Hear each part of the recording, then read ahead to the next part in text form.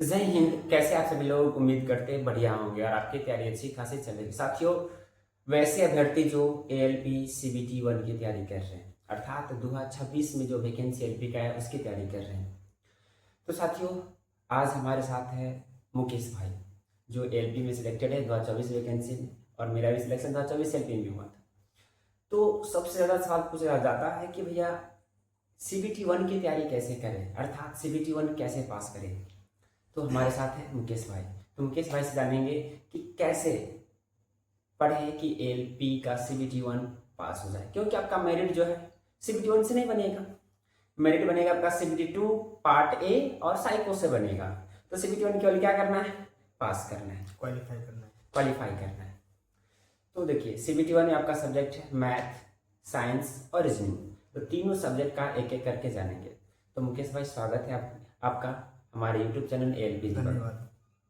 तो बताइए कि सीबीटी 1 की तैयारी बच्चे कैसे करें? देखिए सीबीटी 1 की तैयारी करने के लिए अब तो ऑनलाइन सबसे बढ़िया तरीका है जी, ऑनलाइन तैयारी कर सकते हैं, क्योंकि ऑनलाइन से ये सुविधा मिलता है कि हमें बहुत सारे टीचरों का अनुभव पता चलता है, कौन कैसा बताते हैं।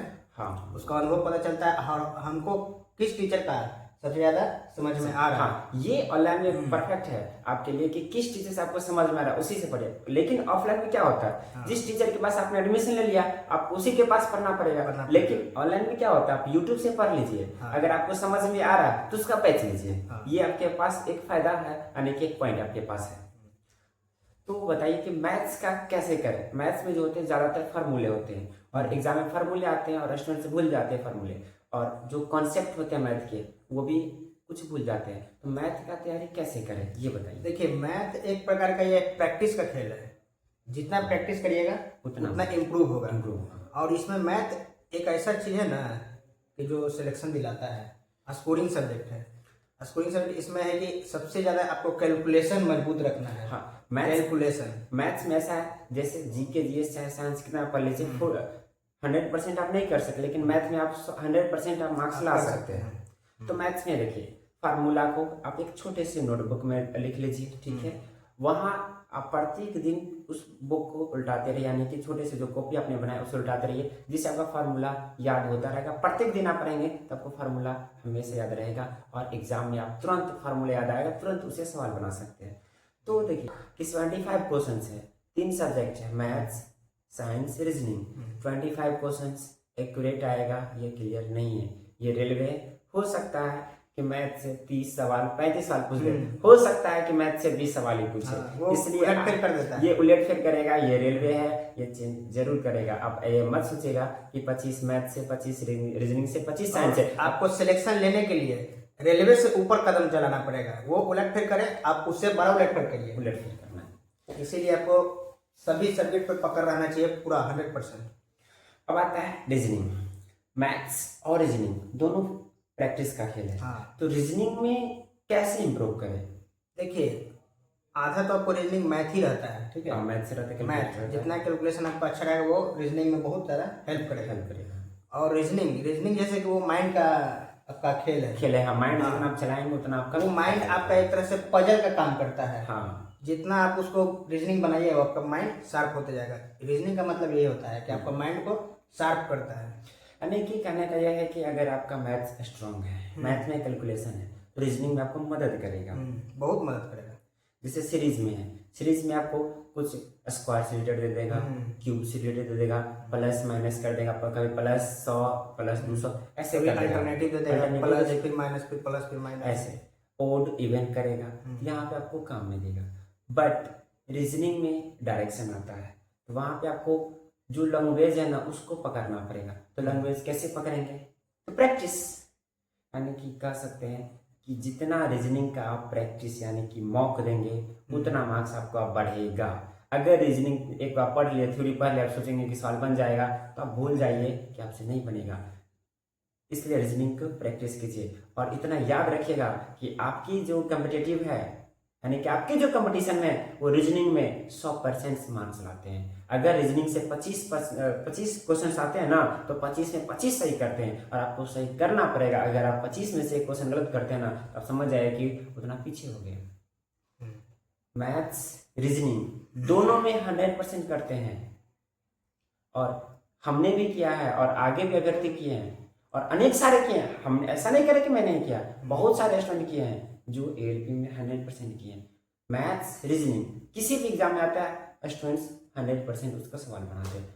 हो सकता है कि एक प्रश्न गलत हो जाता है, लेकिन वो मिस्टेक से हो जाता है। ऐसा नहीं कि उसको नहीं आता है, आता है, बट मिस्टेक से हो जाता है। आपको पता है इजी प्रश्न गलत होता है, इजी प्रश्न एग्जाम के प्रेशर के कारण। इसलिए मैथ्स, रीजनिंग प्रैक्टिस, जितना प्रैक्टिस उतना मार्क्स आपको मिलेगा।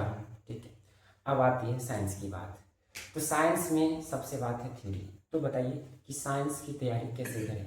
देखिए, साइंस के लिए तो सबसे बेस्ट अभी जो रेलवे का पैटर्न है वो एनसीईआरटी। हाँ, एनसीईआरटी आपका जितना पकड़ रहेगा उतना ज्यादा। एनसीईआरटी का मतलब कि आपको हर एक लाइन पढ़ना पड़ेगा। अगर साइंस में 25 में 25 लाना है तो मतलब फुल में फुल स्कोर लाना है तो आपको साइंस का एनसीईआरटी जो है ना वो लाइन बाय लाइन जो बॉक्स में रहता है पॉइंट वो भी पढ़ना पड़ेगा, तो आपको 25 से 25 आ जाएगा।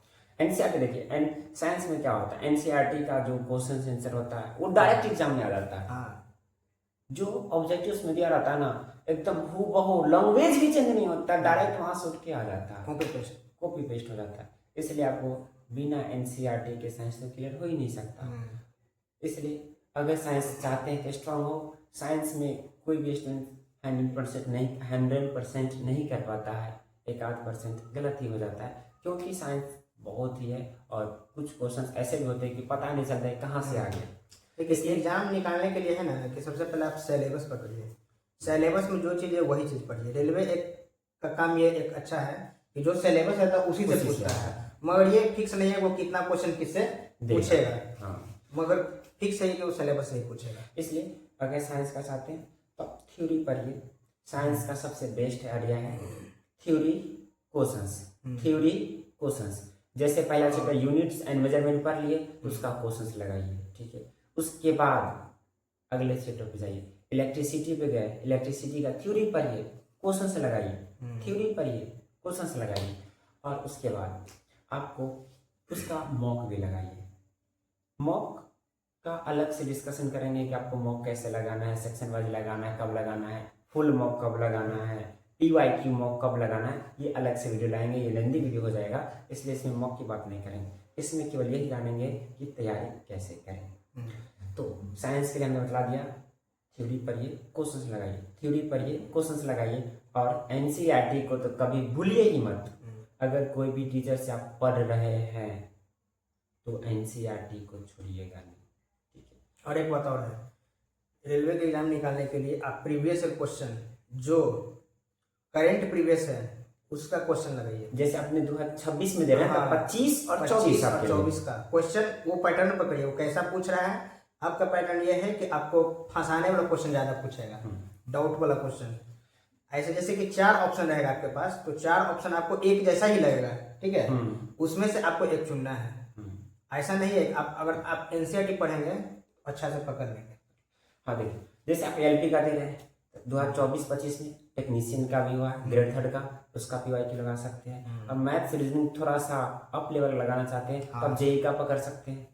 जेई का RRB जेई का जो होता है थोड़ा सा लेवल अप रहता है, लेकिन लेवल थोड़ा सा अप ही रखिए। प्रैक्टिस के लिए आपको सही रहेगा। यानी कि कह सकते हैं कि RRB ने जितने भी एग्जाम लिए हैं 2024-25 में उसका तो PYQ छोड़िए ही नहीं, उसका प्रश्न जरूर लगाइए। चाहे वो ग्रुप डी हो, चाहे वो NTPC हो, सभी का लगाइए, आपके लिए फायदे रहेगी। 2024 और 25 के क्वेश्चंस को तो आपको इग्नोर करना ही नहीं। ठीक है, तो ये रहा LP CBT 1 की तैयारी कैसे करें।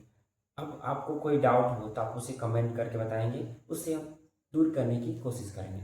तो मिलते हैं अगले वीडियो में। आज के लिए इतना ही। जय हिंद, जय भारत।